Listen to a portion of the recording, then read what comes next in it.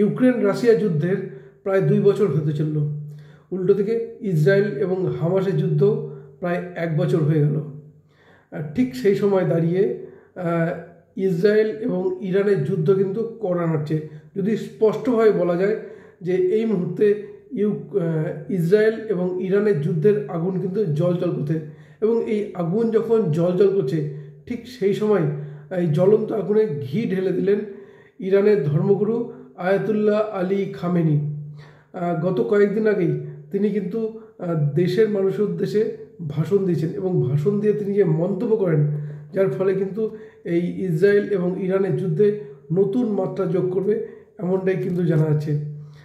আমরা জানি গত কয়েকদিন আগেই কিন্তু ইসরায়েল হিজাবুল্লাহর জঙ্গি নেতা যদি বলি হাসান নাসরাল্লাহকে হত্যা করে, এবং তারপরেই কিন্তু ইরান ইসরায়েলে হামলা চালায়, ড্রোন হামলা চালায়, এবং যার ফলে কিন্তু পাল্টা প্রত্যাঘাত কিন্তু এখনও ইসরায়েল কিন্তু করেনি।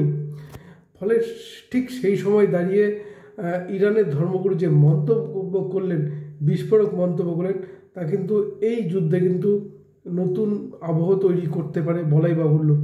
কারণ এর আগে যদি দেখি গত 5 বছরে তিনি কিন্তু দেশের মানুষের উদ্দেশ্যে ভাষণ দেননি, এবং কয়েকদিন আগে গত শুক্রবার ভাষণ দিয়েছেন, এবং ভাষণ দিয়ে তিনি কিন্তু ইহুদি ধ্বংসের কথা বলেন। পাশাপাশি তিনি এও বলেন যে গত 7ই অক্টোবর অর্থাৎ 2023 সালে যে 7ই অক্টোবর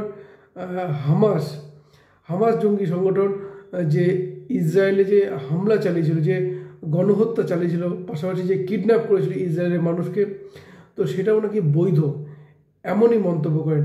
এছাড়া তিনি বলেন যে হিজাবুল্লাহর সমর্থনেও তিনি কথা বলেন যে হিজাবুল্লাহ যে কার্যকলাপ চালাচ্ছে সেগুলোও নাকি বৈধ। তাহলে ভাবুন, একদিকে হামাসের জঙ্গি কার্যকলাপকে সমর্থন জানাচ্ছেন, হিজাবুল্লাহর কার্যকলাপকে সমর্থন জানাচ্ছেন। সুতরাং এই ধর্মগুরুর এই মন্তব্য, পাশাপাশি তিনি এও বলেছেন যে ইহুদিদের ধ্বংস করতে হবে, সারা বিশ্ব থেকে ইহুদিদের ধ্বংস করতে হবে। এই মন্তব্য কিন্তু অত্যন্ত মারাত্মক হতে চলে। পাশাপাশি তিনি আমরা জানি কয়েকদিন আগে কিন্তু ইরানের পক্ষ থেকে যেটা জানানো হয় যে তাদের লক্ষ্য কিন্তু ইসরায়েলের প্রধানমন্ত্রী বেঞ্জামিন নেতানিয়াহু। ঠিক সেই রুটে দাঁড়িয়ে, সেই সময় দাঁড়িয়ে এই ইরানের ধর্মগুরুর আয়াতুল্লাহ আলী খামেনি দেশের মানুষের উদ্দেশ্যে যে ভাষণ দিয়েছেন, আমরা জানি সেখানে বহু সংখ্যক মানুষ কিন্তু উপস্থিত ছিলেন, কয়েক হাজার মানুষ জড়ো হয়েছিলেন, এবং তাদের সামনে বক্তব্য রাখেন আয়াতুল্লাহ আলী খামেনি। এবং সেখানে যে মঞ্চটি তৈরি হয়েছিল সেই মঞ্চে কিন্তু রাখা ছিল হিজাবুল্লাহ নেতা হাসান নাসরাল্লাহর ছবি। ফলে এক কথায় বলা যায় নাসরাল্লাহকে শ্রদ্ধা জানানো বা নাসরাল্লাহকে সমর্থন, হামাস হিজাবুল্লাহকে সমর্থন, এই মন্তব্যই কিন্তু উঠে আসে এই আয়াতুল্লাহ আলী খামেনির মুখ থেকে। পাশাপাশি তিনি এও বলেন যে সারা বিশ্বে যে মুসলিম ঐক্যের কথা বলেন এই আয়াতুল্লাহ আলী খামেনি। পাশাপাশি তার যে বক্তব্য যে গত বছর 2023-এর 7ই অক্টোবর ইসরায়েলের হামাস জঙ্গি সংগঠন যে হামলা চালিয়েছিল সেটাকে বৈধ বলেন, এবং তাদের মানুষদের যেভাবে গণহত্যা চালানো হয়, বহু মানুষকে কিডন্যাপ করা হয়, বন্দি করে রাখা হয়, সেটাকেও সমর্থন জানাচ্ছেন। এছাড়া তিনি এও বলেন যে ইরান যে তাদের দেশে অর্থাৎ লেবাননে ঢুকে যেভাবে নাসরাল্লাহকে হত্যা করেছে ইসরায়েল, তার মোক্ষম জবাব ইরান দেবে, এইভাবে কিন্তু দেশের মানুষকে অসুস্থ করেছেন এই আয়াতুল্লাহ আলী খামেনি। এছাড়া আমরা জানি কয়েকদিন আগেই বিশেষ করে ইরান ইসরায়েল আক্রমণ করে, ইসরায়েলে যেভাবে ড্রোন আক্রমণ করেছিল, এবং তারপরে এখন কিন্তু পাল্টা প্রত্যাঘাত ইরানে কিন্তু করেনি ইসরায়েল।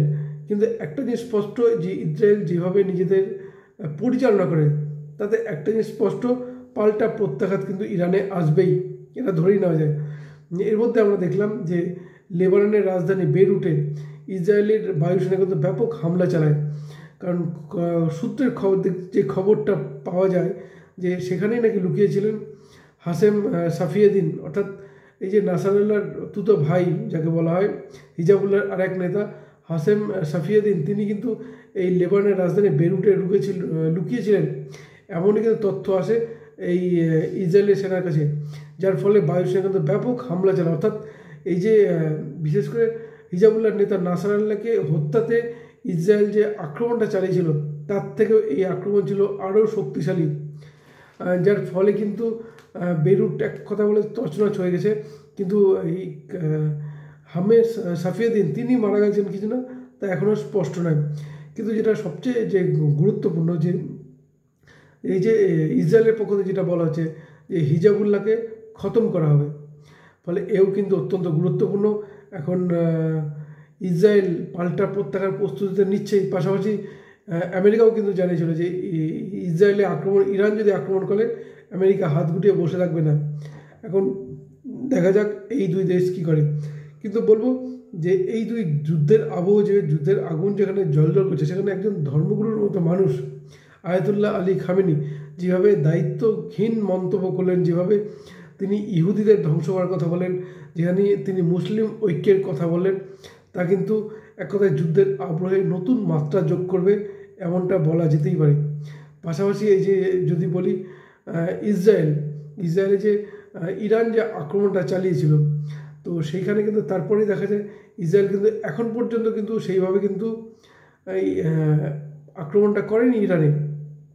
এমনকি ইরানও কিন্তু সেরকম কোনো বিবৃতি, সেরকম পাল্টায় যুদ্ধের আবহ তৈরির ক্ষেত্রে যেমনটা হয় তেমনটি করেনি। কিন্তু সেইখানেই ঢুকে পড়লেন এই ইরানের ধর্মগুরু, যেখানে আপনাদের আরও একবার জানিয়ে রাখবো, গত 5 বছর যদি দেখি, এই 5 বছরে কিন্তু এই আয়াতুল্লাহ আলী খামেনি কখনোই ইরানের জাতির উদ্দেশ্যে কোনো ভাষণ দেননি, অর্থাৎ দেশের মানুষের উদ্দেশ্যে ভাষণ দেননি। কিন্তু এই বিশেষ করে হিজাবুল্লাহর জঙ্গি নেতা হাসান নাসরাল্লাহকে ইসরায়েল হত্যার পরেই কিন্তু তিনি খোলস ছেড়ে বেরিয়ে এসেছেন বলা যেতেই পারে, এবং তিনি এইরকম বক্তব্যটি রেখেছেন। একদিকে বেঞ্জামিন নেতানিয়াহুকে হত্যার কথা বলেছেন, ইহুদিদের ধ্বংসের কথা বলেছেন, মুসলিম ঐক্যের কথা বলেছেন, এবং যে মন্তব্যগুলো করেছেন যে হামাস যে 7ই অক্টোবর ইসরায়েলে যে গণহত্যা চালায়, যেভাবে কিডন্যাপ করে, সেটাকে বৈধ বলেছেন। এমনকি এই যে হিজাবুল্লাহ প্রণালীকেও কিন্তু তিনি সমর্থন জানিয়েছেন এই ধর্মগুরু। ফলে একটা বলা যেতেই পারে যে এই বক্তব্য কিন্তু হয়তো ইরানের মানুষদের মধ্যে যুদ্ধের অনুপ্রেরণা তৈরি করতেই পারে। এখন ইরান কিন্তু ইসরায়েল আক্রমণ করছে, ইসরায়েল কিন্তু পাল্টা এখনও দেয়নি। কিন্তু ইসরায়েল যে ধরনের দেশ বা তাদের দেশের যা নীতি, তাতে ইসরায়েল কিন্তু চুপচাপ যে বসে থাকবেন না, তা বলাই বাহুল্য। এছাড়া একটা বলবো যে আমেরিকা বা ইসরায়েল যে পদ্ধতিতে চলছে, তাতে তাদের টার্গেট যে ইরানের তেল ঘাঁটিগুলো রয়েছে, এটা কিন্তু বলা যেতেই পারে। অর্থাৎ এই তেল ঘাঁটিগুলো আক্রমণ করে ইরানের কোমর ভেঙে দেওয়া, এটাই কিন্তু প্রাথমিক লক্ষ্য হতে পারে আমেরিকা এবং ইরানের। এখন দেখা যাক এই আয়াতুল্লাহ আলী খামেনির এই মন্তব্য এই যুদ্ধের আবহে নতুন কোনো মাত্রা তৈরি করে কিনা, বা ইরান যেভাবে ইসরায়েল আক্রমণ করলো, এর পাল্টা হিসেবে ইসরায়েলের পক্ষ থেকে কোনো পদক্ষেপ হয় কিনা, আমেরিকা পদক্ষেপ হয় কিনা, সেদিকে আমাদের নজর থাকবে। নজর রাখুন আপনারা।